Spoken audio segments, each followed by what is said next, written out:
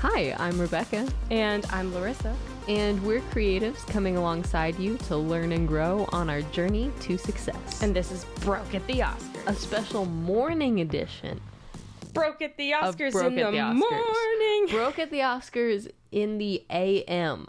We're like the morning show now, which is... Yeah. I love morning shows. Wait, does that mean we should have changed the backdrop? Because this is like the Tonight Show. It's still vibes. like 5 a.m., so this still works. Oh, okay. So the sun, today the sun is rising. Out. Normally the sun is setting. This is going to be sunrise background. Okay. Gotcha. I can get on board with that. Yeah. No, it is actually like whatever you said. Yeah, like 5 a.m.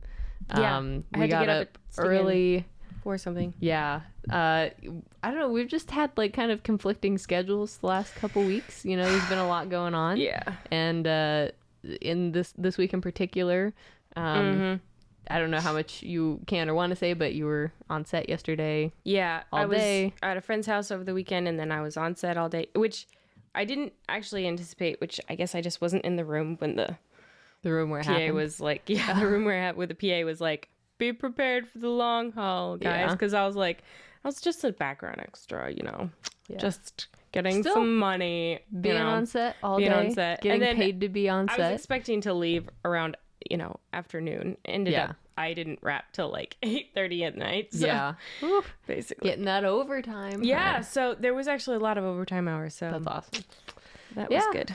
Nice. And yeah, I'm staying busy at work. We're moving office spaces, so yesterday was a lot of hauling boxes and everything, and I got home and I was like, I'm very tired. Anyway, all of that to say, that is the series of events that led up to us being awake at 5 a.m. Bright-eyed, bushy-tailed. I told her, I was thinking, and I was like, I think this is a good idea. Us getting up at the butt crack of dawn. Yeah. Which doing a little morning show. It's like two things. First of all, I've never heard that expression before. But it's a very good one. I don't think I have. Oh my word. If I have friends that say it. You're the only one that I've ever heard say. That's so funny. But second of all, this was my idea. I know. Which is shocking because you just told I am not a morning person. We just talked about getting up early and you being like, so if I space out at any point in this episode, it's because it's 5 a.m. and I am not a morning person. Yeah, it's like 5:08. Oh boy. So anyway, I have my energy drink. I have my coffee. We're out here. We're doing it. And this week we wanted to, I don't know, just kind of like every once in a while we like to do kind of encouraging episodes, I guess. I don't really know like a better way to describe it, but just kind of, somewhat a status update on where we're at, but mostly just kind of an encouragement, like just based on what's going on in the industry right now. Because I know everything's like started picking back up like all at the same time. Yeah. After being down for a while, which is like really exciting and great, but there's still like, I don't know, there's still a lot that it can be overwhelming, I think. Yeah. And also there can be this sense of like, I'm not doing enough. Like all of a sudden, it's like you haven't been able to do anything for a year, and then suddenly it's like, oh, I'm not doing enough. I need to be working on, 3 different projects at the same time right now. And or even just like if you are working on projects, it can just that can be overwhelming, because like I know for me right now, like I've got some editing projects that I'm working on, which is awesome, but I'm like trying to readjust and like remember how to kind of balance work life, because I have a full-time job, so it's like now I'm trying to remember how was I doing this before, how do I like work all day and then come home and edit, and like trying to balance that with even the podcast and everything. So there's a lot going on. So I don't know, was there anything in particular that you wanted to start us off with in terms of encouragement? Well, because and I guess this idea was maybe sparked because I follow Erica Bream casting on Instagram, and sometimes she posts little her Twitters about acting and tips and encouragement pieces. And she was talking about like how, you know, comparing basically to all your friends that are like booked on all these things and you're not booked. You're like, where's my stardom? I got to get in this, you know, and it can be very panic inducing when it's like, okay, for a whole year, we've been like just sitting on our couch, not doing anything, eating potato chips and watching, Netflix Marriage Story. Yep. Over and over and over. Just crying. And then all of a sudden you're expected to just like be up and going. And it's like, if you're not, then it's, oh, you've just failed. It's like missing pilot season, which like kind of isn't a thing anymore, evidently, according to what people say. But that's not really the case. And she was trying to say, I mean, the industry is up and running, but it's not fully 100%. There's still so much more to come. It's okay. Don't panic. Chill out. And I mean, the whole don't compare yourself to other people is valid in any scenario. But yeah, just to be aware that this is just the beginning. It's okay if you're not like scrambling yet. Totally. Yeah. And I think that's something that, I mean, honestly, always applies to a career in the arts. It's like, don't worry if you haven't made it yet, you know, because like there's so many people. I think Meryl Streep is a good example of this, because just people who were not like famous at my age, you know, like people who found success later in life. And I think a lot of times through the longevity of a career. Yeah. And I think, it's just, you know, a lot of times, I think we've talked about this before, but, you know, being able to live through life before you try and make art specifically, that is so valuable, because then you have experiences to pull from. And, you know, not to say that you can't be successful as a young person, but I don't know.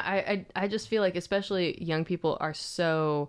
We're so like in the now, which is like can be a good thing, but also, you know, can be discouraging if it's like, oh, you know, I'm a failure if I haven't directed my first feature film by the time I was, you know, 20. It's too late for me or whatever. Like that's literally a thought that I've like had before, and it like that's insane. Like I have so much more career even still ahead of me, and sometimes it's best to just be patient and to just you know, sometimes you have to work a job that you don't really like. I've done that in the past where there's, you know, I've had jobs that have just been really like soul crushing and like not at all in the field that I want to be working in. And you know, now I'm like very blessed to have a job that's at least, you know, somewhat in the industry. Like I'm at least making progress, it feels like, towards, you know, what I really want to do.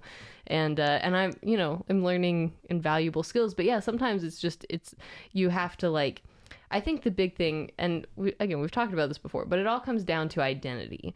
It all comes down to like, are you placing all of your stock in what you do for a living? Or are you satisfied with, you know, I mean, as a Christian, your identity is in Christ. Like that's the most important thing you can possibly, you know, have. And then even, you know, beyond that, I would say, you know, probably above job should be family and friends and like your relationships with people. And so, I think it's just really, you know, especially in the industry, which can be a very like all consuming thing. And take you away from family and friends. You can't have a social life. Like you have to work these crazy long hours and everything. I think it's really important to not like isolate yourself, because you're going to burn out, you know? And and so again, I think that's where the patience comes in, where it's like, if I'm not successful, like, you know, it also depends on what is your definition of successful. But if I'm not successful until I'm, you know, middle-aged, is that okay? Like, am I going to be content with where I'm at right now and, you know, keep grinding and keep, you know, building relationships and keep living life, you know? I like what you said about having like a real life before you really get into it, because I feel like that's a very undiscussed thing, maybe. It's not a very popular opinion, because it's like, well, as far as like actors, it's like basically you got to start training at, it's not quite as early as like a ballerina or anything like that, but you got to start training from a very young age. And by the time you're 23, you've got agents, you've been in like 5 features, you know, you've got your SAG card, you're saving up for your 401k or whatever you're, anyways, it's just very like young people get it all in and then you're set. But like you said, it's like real life is very valuable. And we were talking to Dave. I think Dave will Waco, the DP. He talks about this, and it's like very important, like for him as a creative, to know life.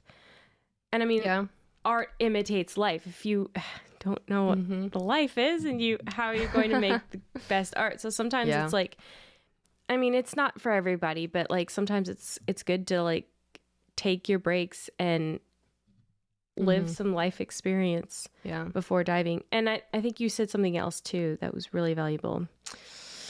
Let me think about that. While you're thinking, I had something I wanted to kind of follow up with. You know, I think there's definitely people that are extremely naturally talented at whatever it is. If it's, you know, cinematography, they have the eye for it, or you know, acting, they're good at acting. But and that's awesome, and like we want to encourage that and everything, but I think a lot of those things can also be learned, and so I think, you know, pretty much anything can be learned. I feel like that's something specifically that I've been discouraged by in the past, where it's like you see someone, it's like they're so naturally talented and I'm like out here really trying, and I still like can't match them, and that can be really discouraging, where it's like, oh well, maybe I'm like not good enough to do whatever this thing is. But again, it's like, no, like if that's something that you love doing, just keep learning it, and try and learn from that person too. I think that's a big thing, is humility, and like being willing to, even if it's someone who's younger than you, who's less experienced, if they have some natural talent, or they, you know, even if they've studied something and they understand something really well, just like ask them questions and try and learn from them. And again, it's all about building relationships and getting to know people. That's really, really good. I think you said do what you love, and that sparked back what I had thought of. I think from what you said was about like slogging through jobs. And I think, you know,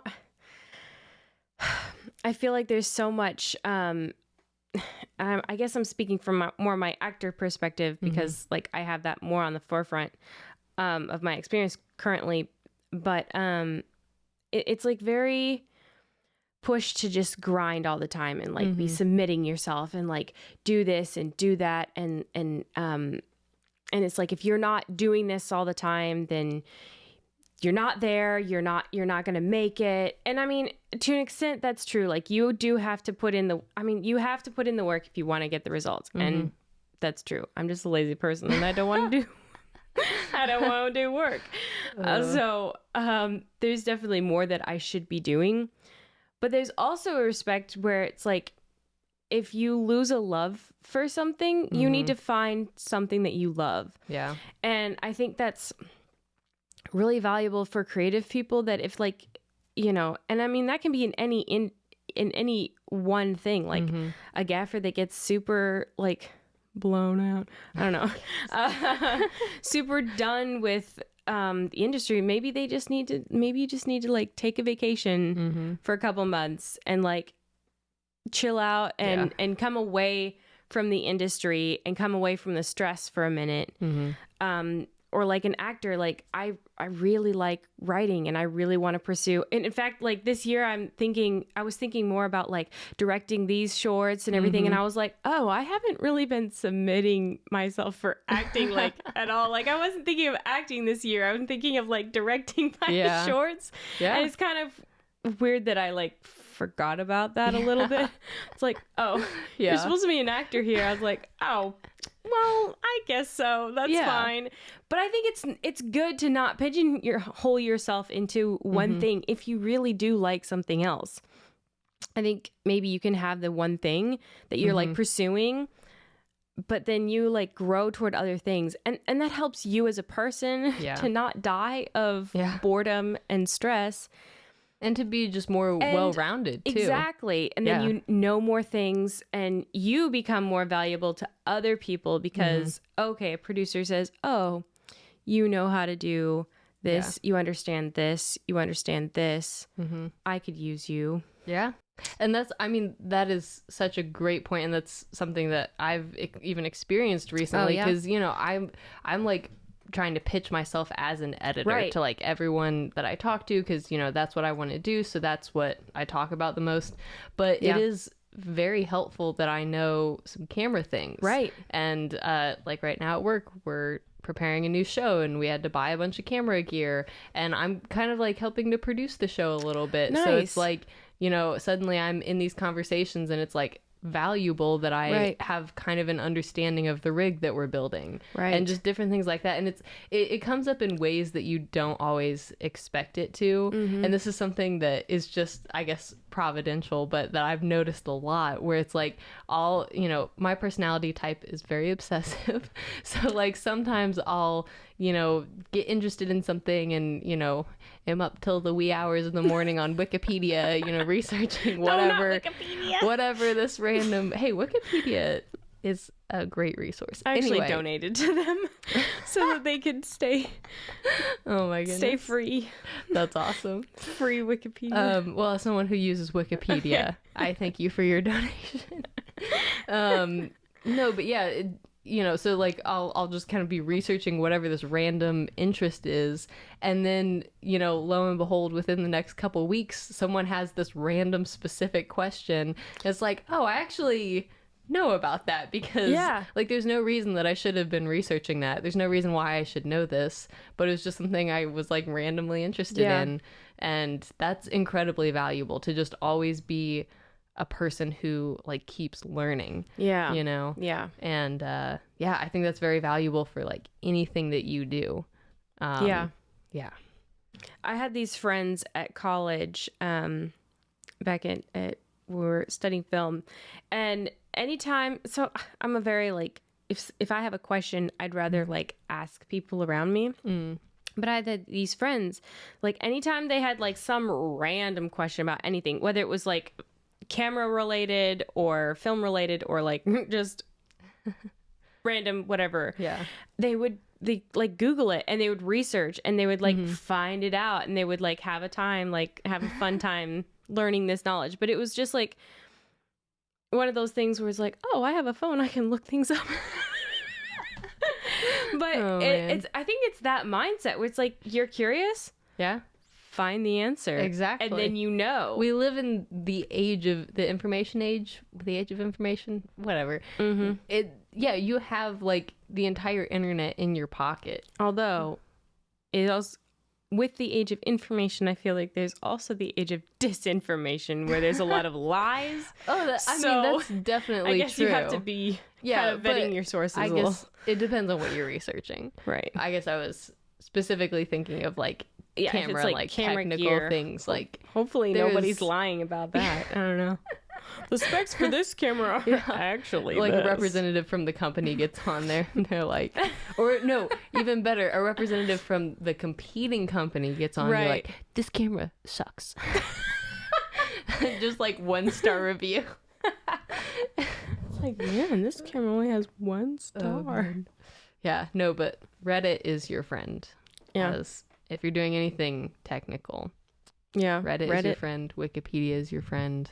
Most of the time. The internet's a very friendly place, I found. So let's not unpack that too much. Moving right along.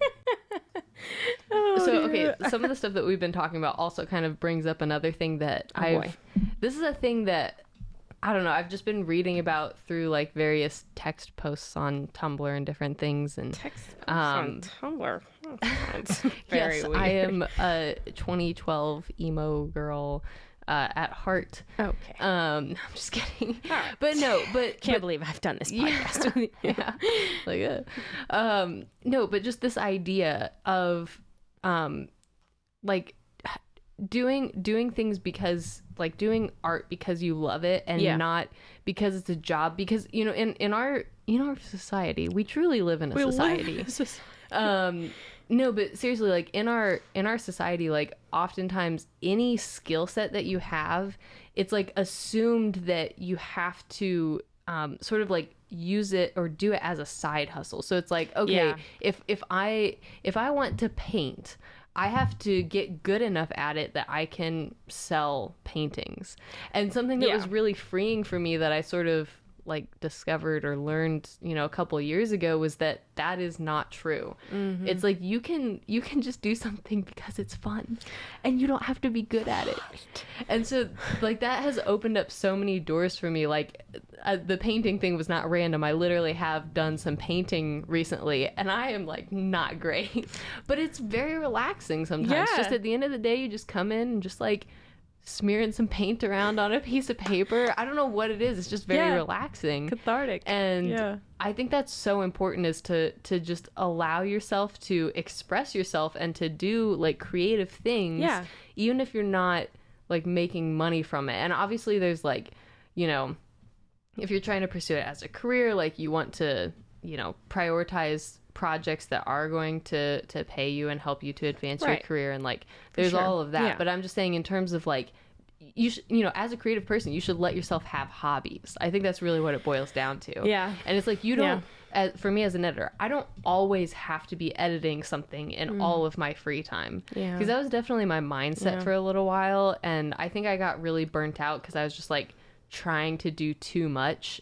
And I would feel guilty if I was doing something that wasn't productive, if I'm like watching Netflix, or if I'm, whatever it may be, if I'm doing something that's not like helping me to further my career, quote unquote.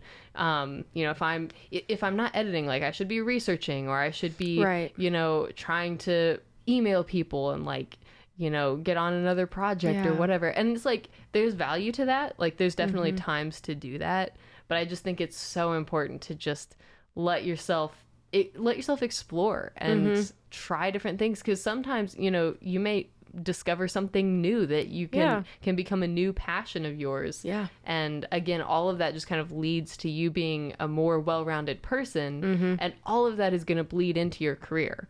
So everything that you do, it's going to help your career.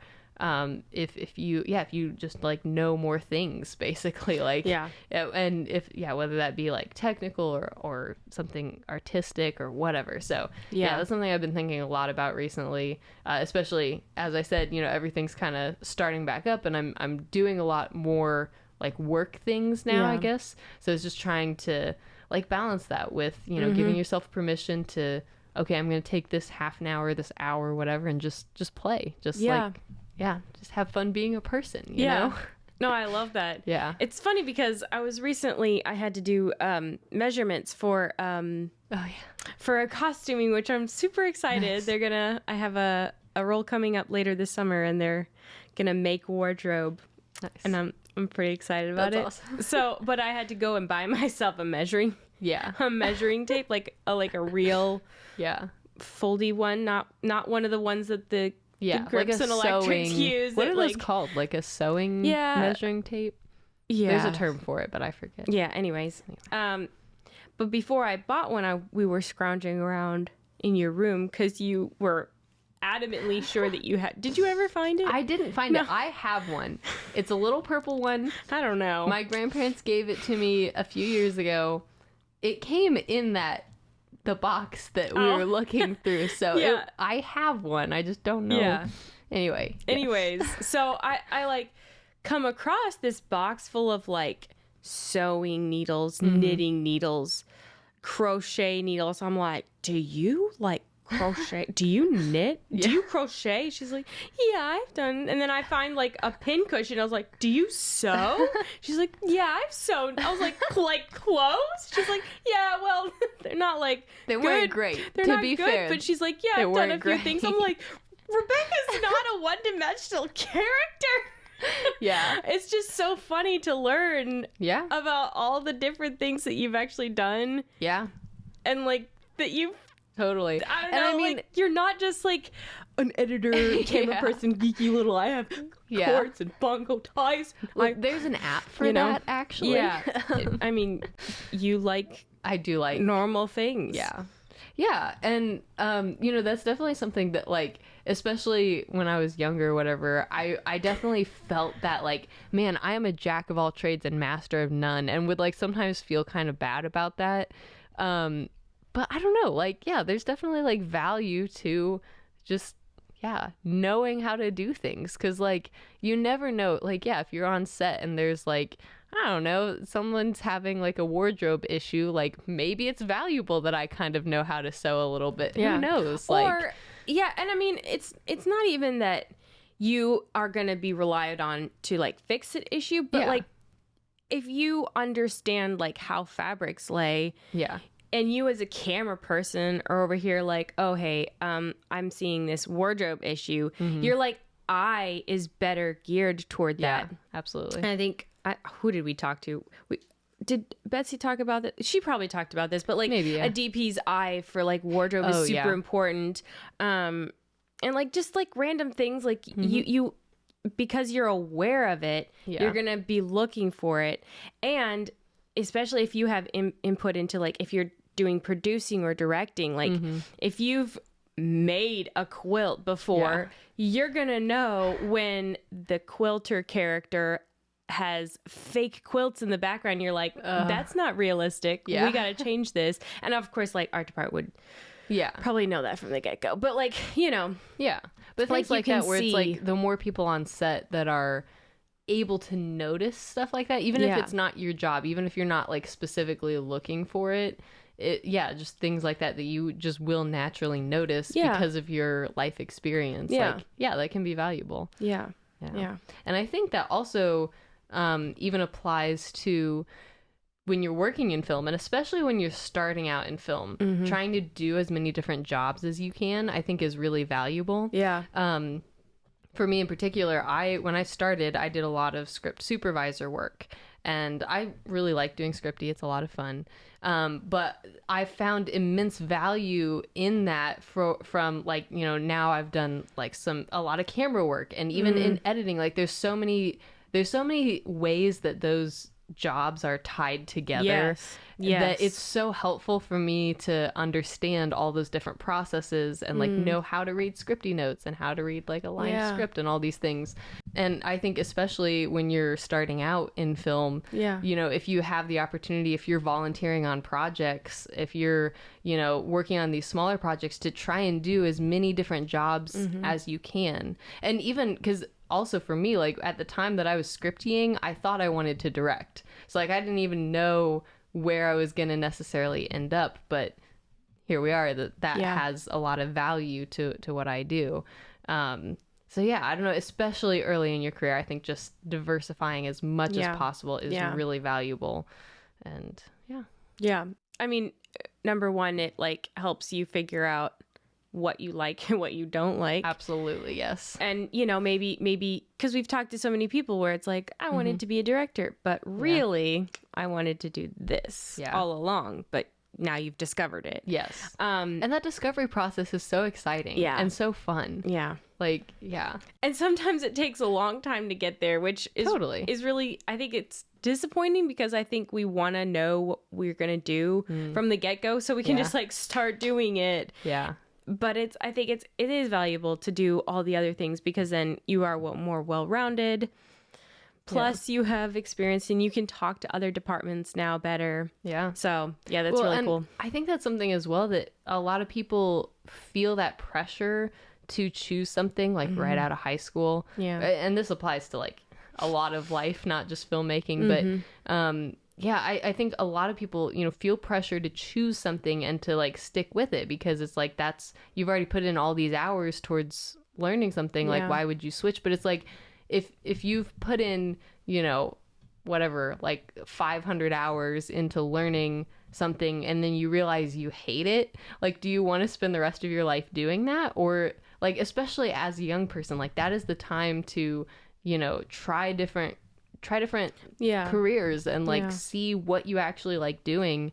And I think that's the thing is like people feel like, oh, I can't waste those 500 hours. But it's like, it's not really wasted because you grew as a person. You learned you didn't like that thing.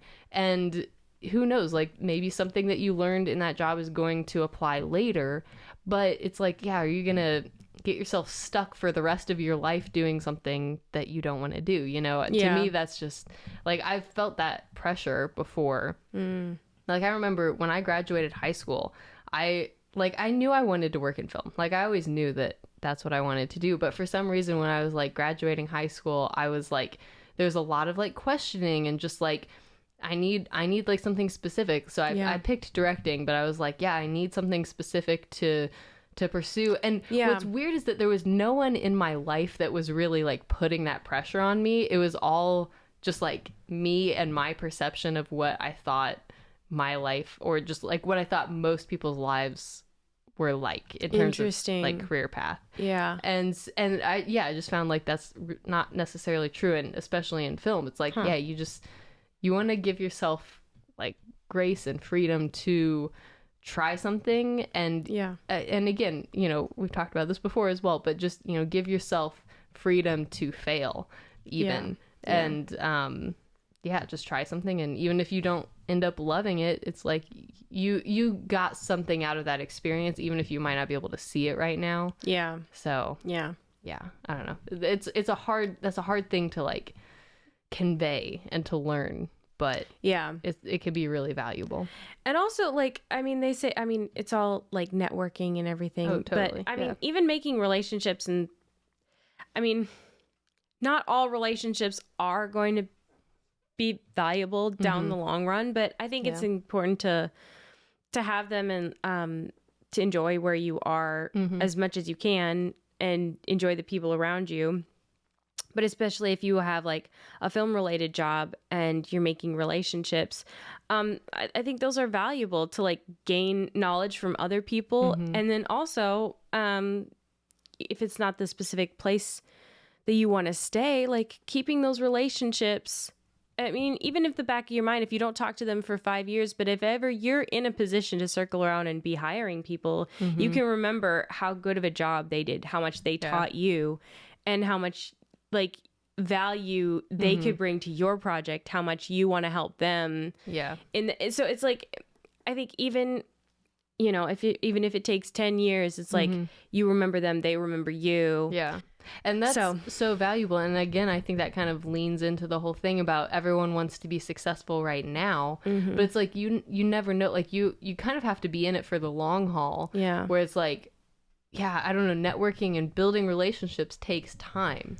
So maybe you end up becoming friends with, as an actor, maybe you are friends with someone who ends up producing, Hunger Games or whatever, and like you get cast in it, but like the right odds now, of that maybe they're not. Maybe right now are like And so, but again, just the more time that you spend building relationships, the more people that you know, the more that they're growing in their career at the same time that you are, and the more you're able to help each other out. As you both get better at what you do, and start climbing the ladder, I guess.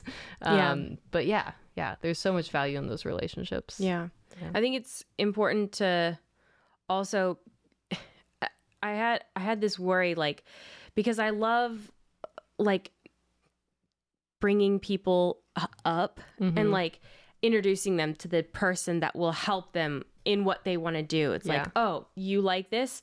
I know a person who's already doing this. I should connect you guys. Or like, oh, you want to know this? Was like, I know these things. I can help. I can like tell you these things, or I don't know, just anything that is like, I like helping other people, and they're gonna grow from a little baby, and it's like, oh look, no, look at you doing things or whatever. But so I like building that like dynamic where people learn from other people.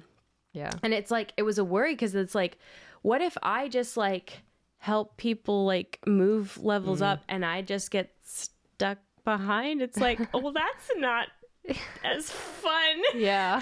But my sister was reminding me, and it was a really beautiful thought, that it's like, if you like, I mean, especially if you're genuine about it and you're not like, oh, I'm going to do this because, you know, pay it forward and it's going to pay me back later. Yeah. But if you're just genuinely doing it to help other people and to invest in, you see talent, you invest in that person, whether it's like, good job, keep going, or it's like, hey, I'm going to invest monetarily in your film or whatever.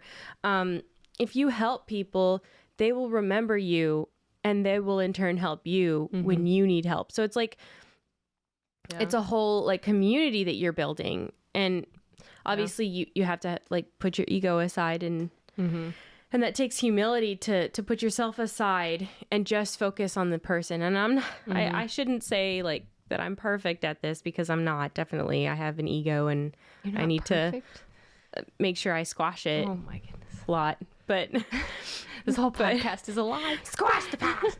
Squash the podcast. Squash the ego. But yeah, it was like super beautiful thought that I was like, oh, yeah, I guess so. Yeah.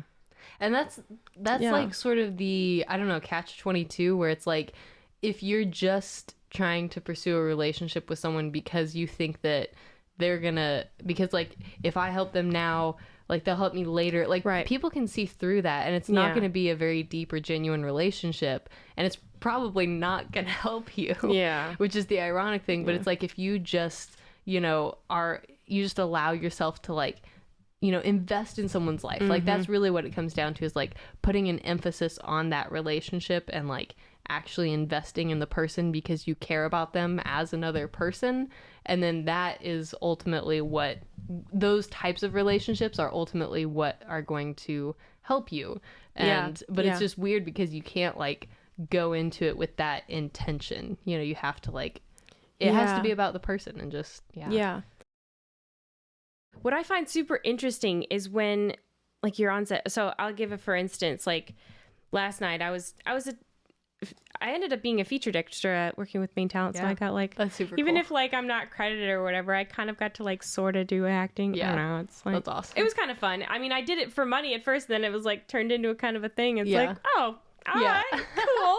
And you know, it's like when you're an extra, it's like, you know, there's ones that's like, oh, help my big break. And I'm like, yes, I mean, I hope they see and like give me a line, but like you kind of like have to let that be a happy accident, you know. You can't like always be banking your hopes and dreams on the chances, the off chance, like, because then you'll just always be disappointed. That's true. That's a great way to discourage yourself. You just have to like roll with the moment, and if it happens, it's a happy accident. Anyway, so I was, you know, doing the scene, whatever, and I was having this walk movement, like at this, basically in the same, I needed to walk away in the same place where the camera needed to walk through to like track. Sure. Yep. So there was like a little mess where I'm like trying to like not die, and also like I kind of like, you know, am in their way the whole time, basically. Classic. I like sort of tripped the camera guy one time, but it's fine. And then the sound guy like accidentally like sort of stepped on my foot the one time, so he like apologized so much. I'm like, I was in your way. I mean, it's fine. Oh my goodness. Wow. Anyway, so I was like apologizing to the camera operator, and he was like super nice guy, and like I asked him his name, he exchanged his name, asked my name, so he was like, said hello, you know, did a little chit chat, like where are you from, whatever. Anyway, it was like, he was like a just genuine dude. And you find that in like the wardrobe lady, she was like very genuine and like super nice. And like, I don't know, like I come into this expecting to be not quite treated human. And then when you are treated like a human and you're valued, it's like, oh, people are nice. And maybe it's, you know, that show, or maybe it's the South, you know, maybe that it doesn't happen everywhere for sure. And it's like, but it's like I met a person. It's like, who knows if I'll ever meet that person again. Totally. But maybe one day, see, you make small like impacts on people. Or like they impact you, and I don't know. It's just a whole life full of little moments where you are nice to somebody, somebody's nice to you, and it just, I don't know. It's just really good. And then you make a life full of those moments. Eventually, they'll all build into something. Whether it's with those people and like you start developing relationships with those people and you start working on shows with them, or it never happens, but you still have like that influence in the back of your mind. It's like they influence me, I want to influence other people like that. It's like that random extra in the corner who nobody talks to, be like, all right, I have nothing to do with that extra, but I'm sitting on my buns for a second waiting on a new setup. So what was that phrase again? Can we run that back? What did you say? I'm sitting on my buns for a second. You know, waiting for like a flip of the world or something, and you're like, goodness. Say hi to that extra. Yeah, totally. Or say hi to, you know, the PA and ask them if they need a water bottle. Yeah. You know. No, I mean, that's such a great point. And, you know, to your point of like, as background, you're not always treated as human. I think it's important to remember that the people that aren't necessarily treating you superhuman also aren't always being treated as humans. Oh, and like, this is right. something that right. I actually like kind of started to do towards the end of when I was doing a lot of background extra, was like trying to see people who are they just have that like dead look in their eyes, you know, and like this would happen to me, you know, I'm doing like background for some scene and going through hair and wardrobe and or hair and makeup, and they're like, they're processing 100 people, like they're stressed, like you can tell because they're feeling pressure from their superiors, and, right. And obviously like you want to be very careful, pick your times, like don't try and just chat up someone who's like, you know, under the wire and like trying to do their job. Right. But if you're in a situation where you're like sitting in the chair and they're, you know, doing whatever, you know, just like asking someone like a human question, like, hey, how long have you been doing this? Like, especially someone who I could tell was like stressed or maybe not enjoying what they were doing at the moment. It's like, tell me a little bit about like why you fell in love with this job, you know, and just like trying to re-spark that joy in really another person. And I can't say that I was ever like insanely successful with that, but it was really cool to just kind of, you could definitely see a switch flip where it was like, you know, they're maybe like stressed or like thinking about, you know, whatever, they're just like not mentally in the space with you, and then you can just ask them a question, you can just like see them, I don't know, come back to the moment and just be like, oh, this is a person, like let's have a conversation and just let me tell you about how long I've been in the industry and you know, whatever, and so it's like that's just a really cool experience. And again, like those people that, you know, I don't necessarily remember their names, I don't like I got nothing from that in terms of my career, at least at this point that I know of, but it's still like just a really valuable thing, and I think that's just a really valuable like mindset to have, because I mean, you never know who you're talking to either, you know? It might be the producer that's just chilling on set and you thought he was a PA. So it's like a good thing, you know, you didn't, you know. Didn't say anything bad. So anyway, It's also super important not to complain. Absolutely. Not to be the complainer. And to just... 'Cause there's a lot of that in the film industry.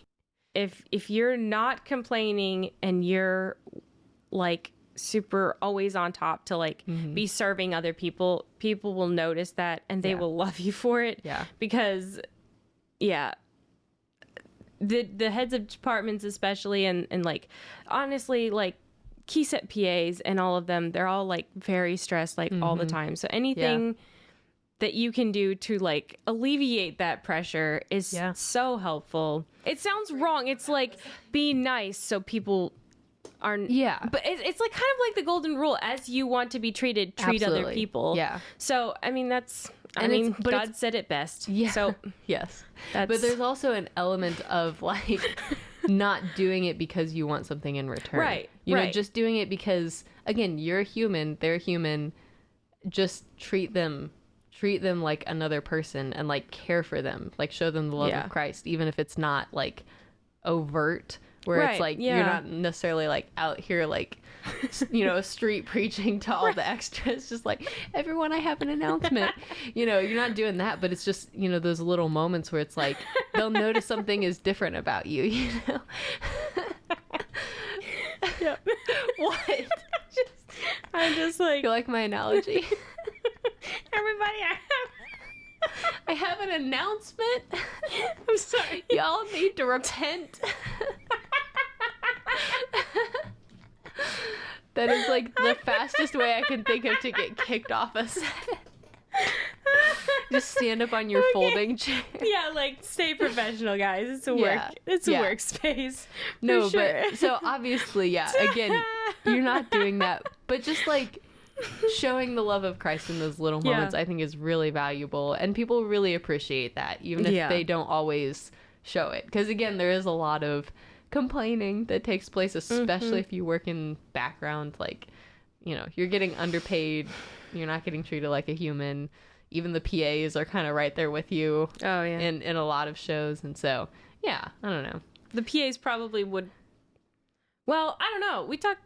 DK actually probably really enjoys it, actually, but there's probably a lot of. Oh, there's definitely there's people that enjoy it, but I would say like the majority of people are doing it as a stop to what they really want to do. Yeah. And also, like, depending on the show, like some shows just like don't care about you. They're just like, if they're going to be understaffed or overworked or underfed or all these things, there's a lot of different things that, like, I don't know. I've worked on shows where it's like, okay, you could have just like said that you don't care, like, and it just seems very passive aggressive, but it's it's more about, they're more concerned about the bottom line than they are about like taking care of the cast and crew.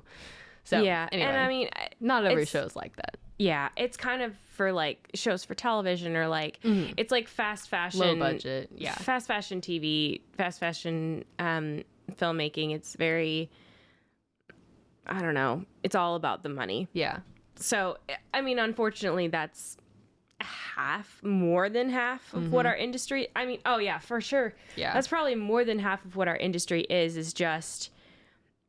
It's a money-making machine, and it's just, you clink it in, it chonks out. I'm coming up with all these things. My goodness, that's amazing. We should definitely keep this as a morning show, because this is a great idea. I don't know why, but you clink it in and it chonks out. Is that what you said? I think we'll have to listen to playback. Out. Okay. But it should be chonks. Either way, I'm just picturing, we need to get, I don't know if anyone listening is like a cartoonist, but there's a cartoon in there somewhere. Oh, yes. I don't know exactly what it is, but I'm just like, I'm picturing like in the little superhero like text bubbles, just the clink and the chonk. I was thinking more in like the Porky Pig, Popeye the Sailor Man styled. Yeah. No, same, but like, but with the like, when you drop it in the machine, there's like a clink, and it's like the, I don't know, like and then it text box. Chomp. I think clonk actually. Clonk works better. Yeah. Pull the lever, clonk. It's so dumb. We're professionals. Yeah. Anyway, there was more to your thought. Clink it in, it clonks out. Yeah, clinkety clonkety. Fast fashion, and it's like, I feel like everybody lives for that one time where they can actually do a passion project or work on a show that everyone loves what they're doing. Yeah. And that's the dream. That's the dream. And it sucks because, like, if you're working in film, it's like everybody, goes to film school or whatever, like all these young professionals so excited about making movies, and then like people in the industry are just run ragged. And I mean, it's like, oh, so you want to be a filmmaker, get ready to suffer the rest of your life. Yeah. I mean, the reality is, I mean, that's kind of what it is, unfortunately. But yeah, I mean, you can just work on passion projects. It's not enough work to make a living, though. Yeah. So it's like, But there are ways to get around that. And I think Kevin, who we had on a few weeks ago, he was a sound guy, he I think is a great example of like kind of what I want to do in the film industry, because he works on like very professional sets. Like he's very good at what he does. And you know, he makes a lot of money doing that because he's, you know, worked his way up and has, you know, learned like how to do his job really well. Yeah. But he's able to like, you know, spend as much time as he needs to working on those bigger, like, I guess I'll say soul-sucking projects, you know, and I don't know that he necessarily feels that way because, you know, whatever. Yeah. To kind of work on, like, those more, I don't know, those projects that, like, kind of are more draining, I guess. Well, they're going to take a solid, like, 3 months out of your year. Oh, for sure. Yeah, so, like, that can be very draining, but I think he has figured out how to, like, strike the balance really well of, like, working on those projects, but then, you know, making enough money from those projects to then invest in a passion project, and even to be on set for those passion projects. And like, you know, if he has a friend or someone he knows who like wants to make a short film, he's like, let me invest in that. Yeah, and that's so really cool. He's able to like balance those two things, and like that's what I want to do. And that's a good point. Yeah, that's really good. I think it doesn't have to be like all or nothing. Yeah. But yeah, because you're totally right. I mean, you run into so many people here, especially working in like TV or whatever, that they're just like, it's just a job for them. Yeah. And you can tell that they're just like, they're just so dead inside. Like that's the only way I can think to describe it. And it's, I don't know, it's depressing. It's like you get on set and you're like, oh, is this my future? But it doesn't have to be, you know? And I mean, you get on sets, like I felt like the set that I was on, like everyone, nobody, I mean, you realize it's the long day. It's actually towards the end of the shoot, so everyone's pretty tired. Yeah. But like, it was still like, there was still life there, you know? It didn't feel fast fashioned only for money. It felt like, you know, like the people were genuine and everything, which is always so good to be on a set like that. And it gives you hope, I guess. Yeah. That it's like, oh, people still do like their jobs. Filmmaking can be fun. But I mean, that it's very true. Like, you know, it's like you get into a career to make money. I mean, you have to support a family, or you have to support yourself. And your many cats. Yeah. You know, whatever. And your many hobbies. That's a very valid point. Yeah. Your many hobbies is really your many expensive food choices. Yep. Fashion choices. If you're vegan, you gotta get a good career. I'm kidding, but like expensive food is, or like healthy food is expensive. Yeah. So, but yeah, so it's like you're there to make money, but there's also like you're there to love what you do. So, yeah, it's. And again, a lot of these things like apply to whatever you do. Yeah. You know, it doesn't have to be filmmaking. It's just. Oh yeah, that's true. I mean, I really do. And I mean, you were talking about kids in high school who don't know what they want to do. I do find it annoying though when, and this is just the Hermione in me that oh boy, it's like you haven't done your homework, like you don't know what you're doing, you're just kind of fluff around and and like working McDonald's and like change your major 3 times. Like, what are you doing with your life? Like, you should get it together, know what you're doing. But I mean, it's true that I probably should go more easy on people. It's like, it's okay if you don't know what you want to do. Yeah, you have time. Totally. Yeah.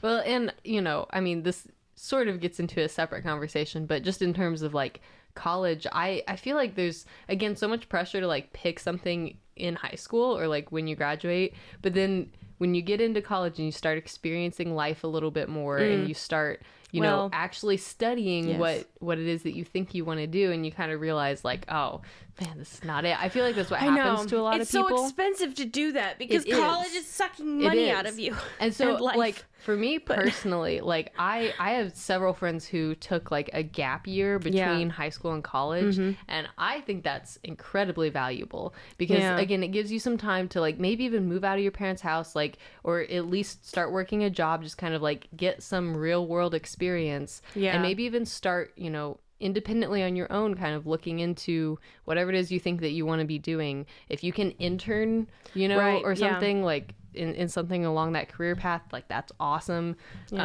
Anyway, so that's like a little bit of a separate side note. But I think it's important to like give yourself room to grow, but also be smart about it. Like room to explore and to, you know, try different things, but like maybe don't do that in college because it is super expensive, you know, like maybe just go to your local library and start reading up on it or whatever. Yeah. Here's an idea. If, cause I have some friends who I think over the summers or like before they came to college or after college, they would like, work at a gear rental place. And I was thinking about doing that. And I actually like applied at a place and he told me it's like, we like people to be here for like a year. Okay. Cause then you like really know their gear, you know their system.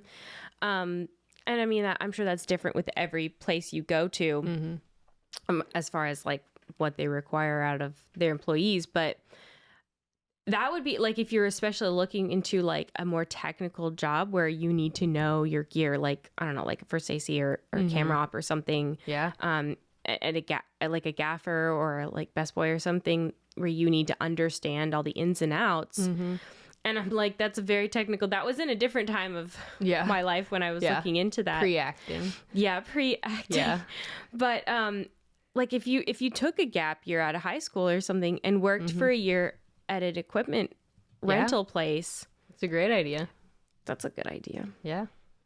You heard it here first, folks. And then you can go to film school or not. Then you take your gap year and you make all these contacts. Yeah. Because like I actually was at a gear rental place getting equipment for a short film like, you know, forever ago. But the people there were really nice. And like what some of the employees was like, yeah, I like work short films every weekend. That's super cool. And so it's like you can make connections even like working a job like that.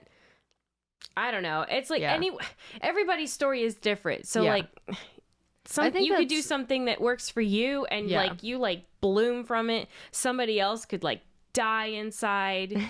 So it's I think that's the thing. Like to kind of like boil this all down, I guess, is like be creative when it comes to like finding your own career path and also like, you know, have fun with it and like give yourself, I don't know, just like give yourself flexibility and like room to grow and like don't worry necessarily about failing or about like don't like lock yourself into whatever the first thing I pick is, like that's what I have to do for the rest of my life. Like just give yourself enjoy permission to enjoy the journey, as they say. That's so satisfying. Just ties it all together. Good storytelling. We started the podcast with it. We're gonna end. I love setup and payoff. Setup. It's like one of my favorite things.